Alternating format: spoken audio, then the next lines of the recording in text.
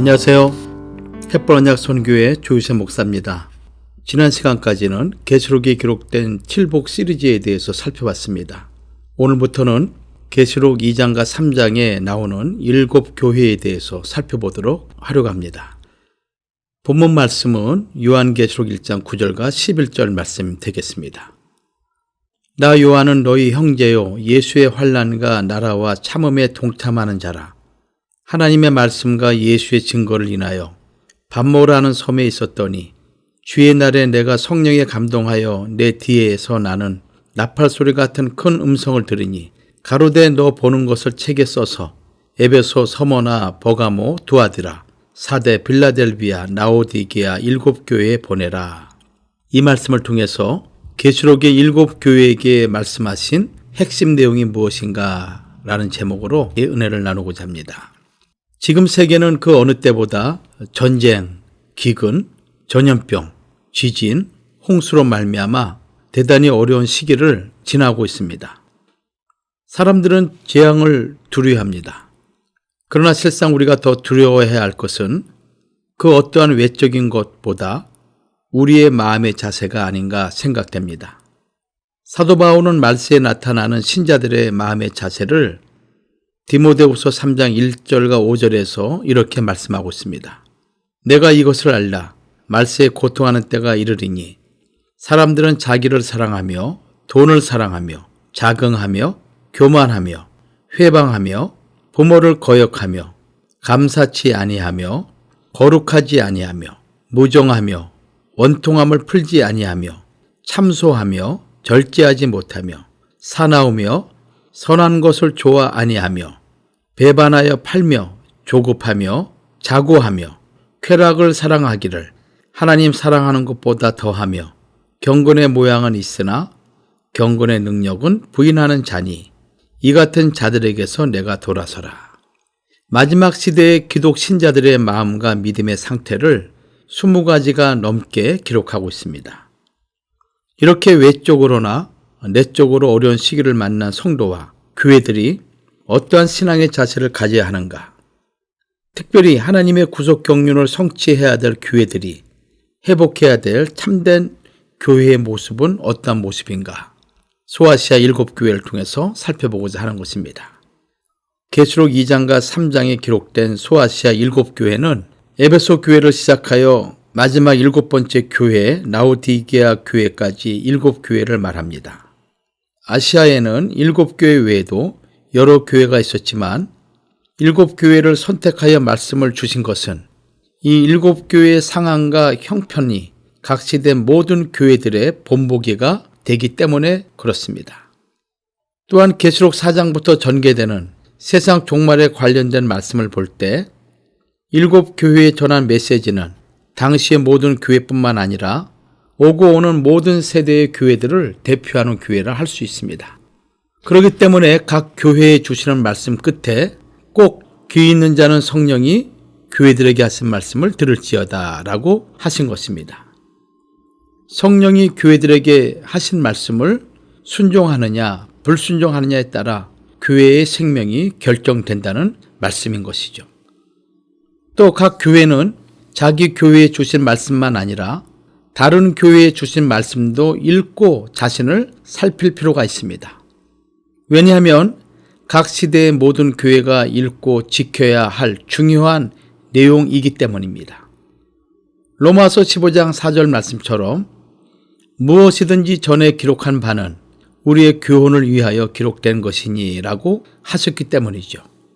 또 디모데후서 3장 15절과 16절 말씀처럼 성경은 능히 너로 하여금 그리스도 예수 안에 있는 믿음으로 말미암아 구원에 이르는 지혜가 있으며 모든 성경은 하나님의 감동으로 된 것으로 교훈과 책망과 바르게 함과 의로 교육하기에 유익하기 때문입니다. 결국은 하나님의 사람으로 온전케 하기 위함이며 또한 모든 선한 일을 행하기에 온전케 하려 함이기 때문입니다. 그러므로 각 교회에 보낸 말씀이 모두 성경에 기록되게 하신 것은 이 시대가 종말의 때이든지 아니든지 간에 오늘 이 순간 우리가 갖춰야 하는 중요한 내용이기 때문입니다. 역사적으로 볼 때 요한계시록이 기록될 때는 로마 제국의 박해의 위협과 사단의 사주를 받은 각종 이단들이 난무했던 때였습니다. 이러한 위험에 처해 있는 초대교회와 성도들을 위로함과 동시에 고난 속에서도 시대적인 사명을 감당해야 하는 교회들에게 교훈과 위로와 소망을 주기 위한 말씀입니다.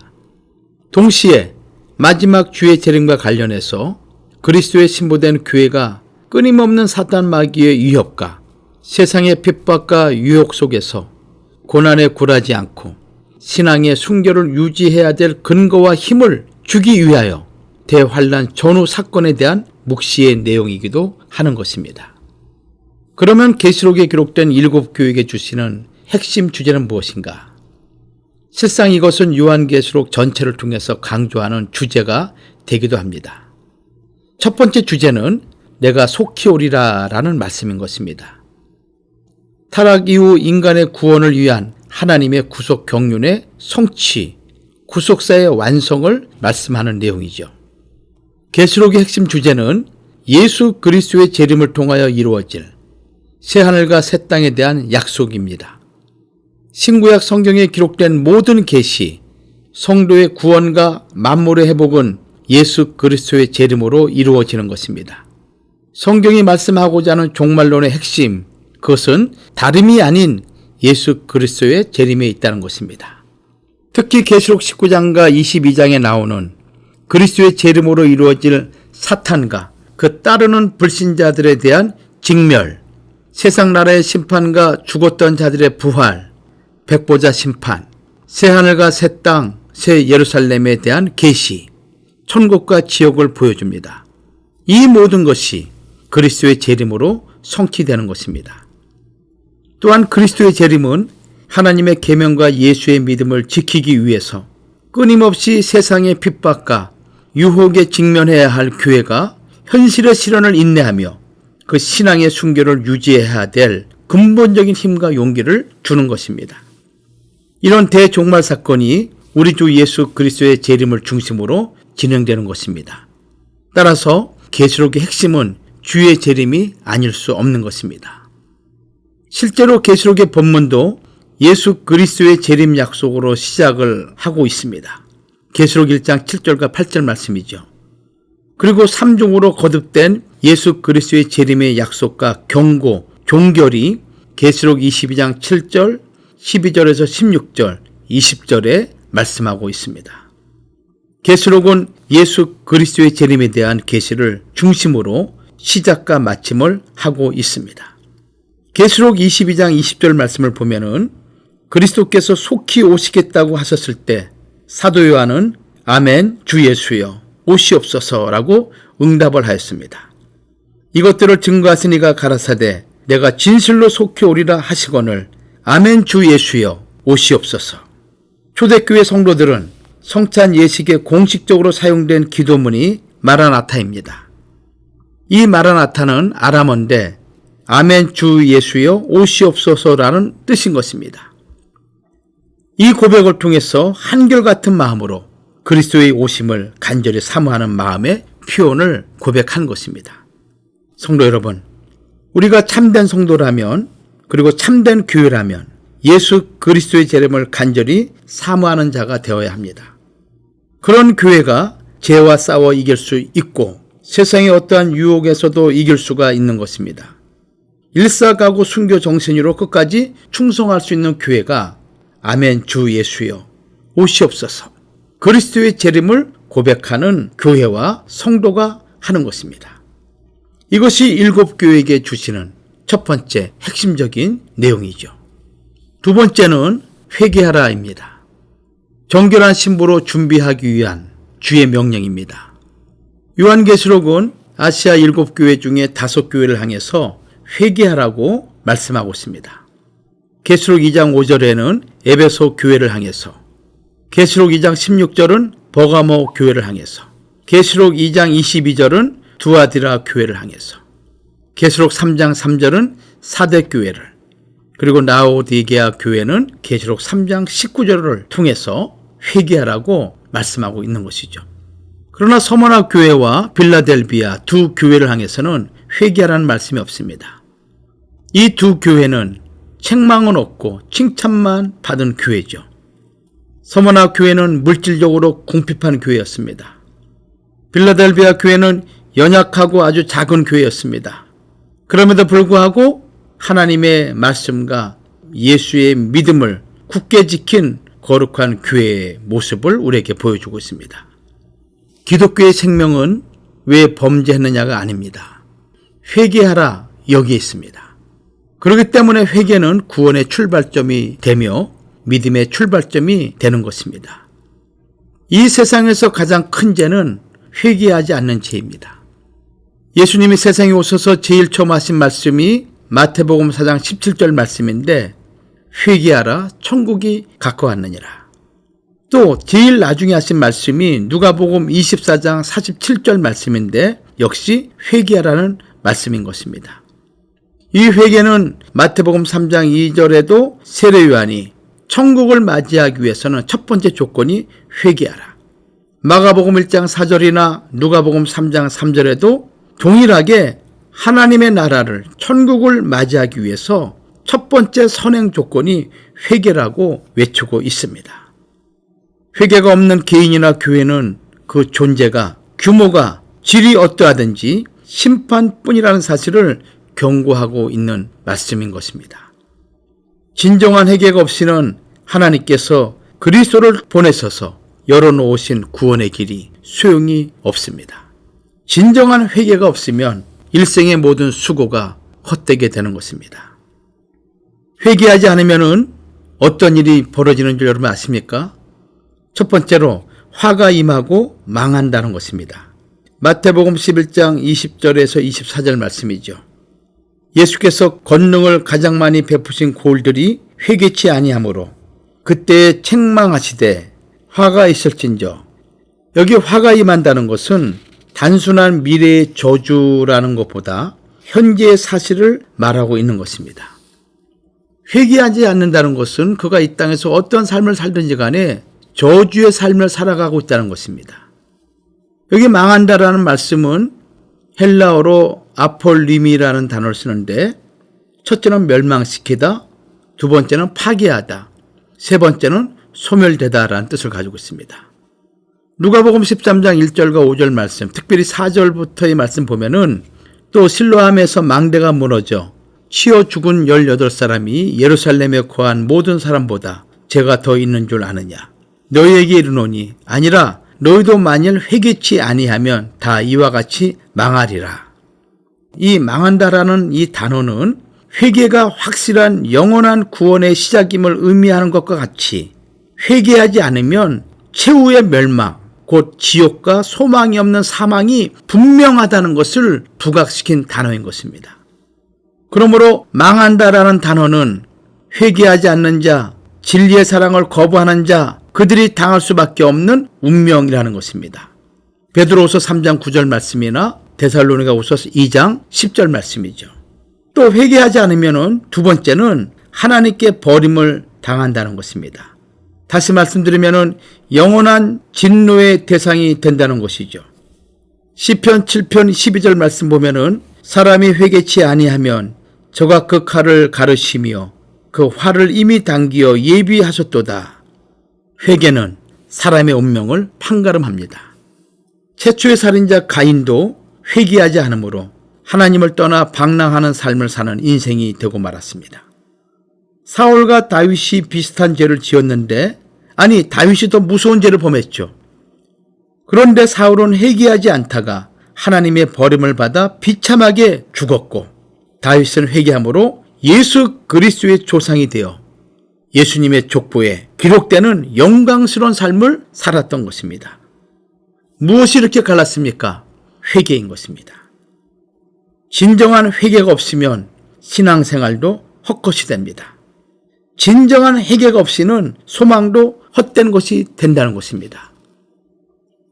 성도 여러분, 진정한 회개는 과거에 대한 뉘우침, 돌이킴을 의미하는 것입니다. 나의 영원한 세계를 결정짓는 나의 생의 최후 순간에 과연 나를 어떻게 평가했을 것인가 라는 아주 매우 중대한 문제입니다. 그것은 단 한 가지, 회개를 했느냐, 회개하지 않았느냐 문제인 것입니다. 우리가 회개하는 것은 잊어버린 바 되지만 회개하지 않은 죄악은 그 악이 기억을 일으키게 되고 자기 스스로 그 죄를 직구하게 된다고 로마서 14장 12절과 베드로전서 4장 5절은 말씀하고 있습니다. 히브리 10장 17절 말씀을 보면은 또 저희 죄와 저희 불법을 내가 다시 기억지 아니하리라 하셨으니 이것을 사하셨은즉 다시 죄를 위하여 제사 드릴 것이 없느니라. 에스겔 21장 24절에 그러므로 나 주 여호와가 말하노라. 너희 악이 기억을 일으키며 너희의 건가가 드러나며 너희 모든 행위의 죄가 나타났도다. 너희가 기억한 바 되었은즉 그 손에 잡히리라. 우리가 지은 악이 기억을 일으킨다는 것입니다. 우리의 모든 행위의 죄가 나타난다는 것이죠. 로마서 14장 11절과 12절은 더 구체적입니다. 기록되었으되 주께서 가라사대 내가 살았노니 모든 무립이 내게 꿇을 것이요 모든 혀가 하나님께 자백하리라 하였느니라. 이러므로 우리 각인이 자기 일을 하나님께 직구하리라. 우리가 행한 일을 하나님께 직구한다는 것입니다. 베드로전서 4장 5절에도 저희가 산자와 죽은 자 심판하기를 예비하신 자에게 직구하리라. 우리 입으로 직구한다고 바울도 베드로도 기록하고 있는 것입니다. 세 번째로 하나님의 촛대를 옮긴다고 계시록 2장 4절과 5절은 말씀하고 있습니다. 계시록 2장 4절과 5절 말씀은 에베소 교회를 향한 책망이죠. 그러나 너를 책망할 것이 있나니 너희 처음 사랑을 버렸느니라. 그러므로 어디서 떨어진 것을 생각하고 회개하여 처음 행위를 가지라. 만일 그리하지 아니하고 회개치 아니하면 내가 내게 임하여 내 촛대를 그 자리에서 옮기리라. 교회의 소망은 회개에 있다는 것을 말씀하고 있는 것입니다. 빛을 발하기 위해서는 등불을 등경 위에, 등대 위에 두어야 하는 것입니다.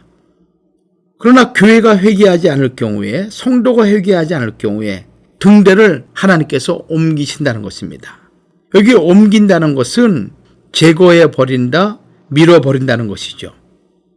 촛대를 옮기리라 이 말씀은 회개하지 않으면 그 교회를 역사에서 아예 지워버린다는 의미인 것입니다. 촛불이 뿜어내는 밝은 빛이 어둠을 밝히는 교회의 생명이라면 등불의 자리를 옮긴다는 것은 교회가 받았던 모든 영적 권위를 하나님께서 가져가실 거라는 뜻인 것입니다. 하나님이 우리에게 은혜를 거둬가 보십시오. 하나님이 하나님의 성령을 거두어가 보십시오. 우리는 창세기 6장 3절 말씀처럼 육체만 남게 됩니다. 그것은 짐승의 모습과 다를 바가 없는 것입니다.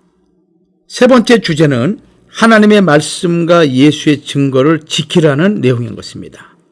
이것은 정결한 신부의 자세를 말하고 있는 것이죠. 하나님의 구속 역사를 마무리하는 남은 자들의 특징을 이렇게 표현한 것입니다. 하나님의 말씀과 예수의 증거를 지키는 자들. 이 남은 자는 구속 역사 전 기간 가운데 그 시대마다 하나님이 남겨두신 소수의 의인들인 것입니다.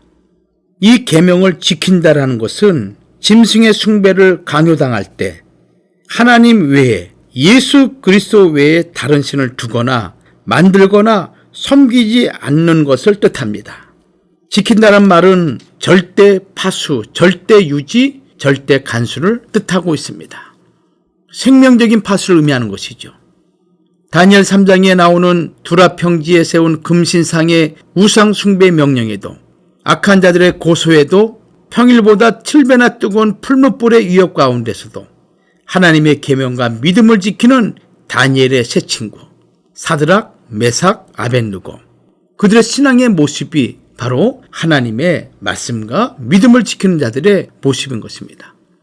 다니엘 3장 18절에 우리가 설령 죽을지라도 우리는 왕의 신들을 섬기지도 아니하고 왕의 세우신 금신상에 절하지도 아니할 줄 아옵소서. 일사하고 순교 정신이죠. 예수의 믿음을 지킨다는 것은 오직 예수만을 믿는 순전하고 깨끗하고 온전한 믿음을 뜻하는 것입니다. 섞임이 없는 순전한 믿음이죠. 예수밖에는 구원의 주가 없음을 믿는 믿음인 것입니다. 두 주인을 섬기지 않고 오직 예수만 섬기는 믿음. 마지막 때가 되면은 참 믿음을 찾아보기가 어렵게 됩니다. 주님께서도 인자가 올 때 믿음을 보겠느냐? 누가복음 18장 8절에 말씀하시지 않았습니까? 마지막 때가 되면 될수록 참된 믿음을 보기가 힘들고 참된 신앙을 가진 자를 찾기가 어려운 시기가 된다는 것입니다. 계시록 14장 12절에 성도들의 인내가 여기 있나니 저희는 하나님의 계명과 예수의 믿음을 지키는 자니라. 또 계시록 12장 17절에도 용이 여자에게 분노하여 돌아가서 그 여자의 남은 자손 곧 하나님의 계명을 지키며 예수의 증거를 가진 자들로 더불어 싸우려고 바다 모래 위에 섰더라. 마지막 사단과의 싸움을 위해서 준비된 십자가의 군병들이죠. 마지막 영적 전투에서 승리하기 위해서 준비된 존재들이라는 것입니다. 이들만이 영원한 나라를 상급으로 받을 자들이며 자기 영광을 가지고 영원한 성, 새 예루살렘 성에 입성할 수 있는 자격을 가진 자들인 것입니다. 결론을 맺습니다. 계시록 2장과 3장에 기록된 7교회는 역사적으로 소아시아 지역에 있는 1차 수신인들이죠. 그러나 계시록은 아시아의 7교회만을 대상으로 하여 쓰여진 것이 아닙니다. 이유는 계시록 자체가 그리스도의 재림을 전후로 일어날 일을 계시한 것입니다. 이 7교회에 대한 편지는 완전한 구원을 이루실 예수 그리스도의 다시 오심을 대망하며 살아가는 모든 역사상의 교회들을 말씀하고 있는 것입니다. 성경에서 7이라는 수는 완전수죠. 계시록에 나타난 7교회는 과거와 현재와 미래의 모든 교회를 상징적으로 보여주는 것입니다. 그러면 7교회에게 보낸 편지가 모든 교회에게 전해야 되는 편지라면은 이 7교회를 통해 우리 자신을 살펴서 하나님 앞에 서는 그날 부끄러움이 없는 우리 각자가 되어야 될 것입니다. 주님의 재림이 임박합니다. 그러므로 우리는 우리 자신을 살펴서 회개할 것을 분명히 회개해야 됩니다. 하나님의 계명과 예수의 믿음을 끝까지 유지하는 인내하는 믿음을 가져야 되는 것입니다.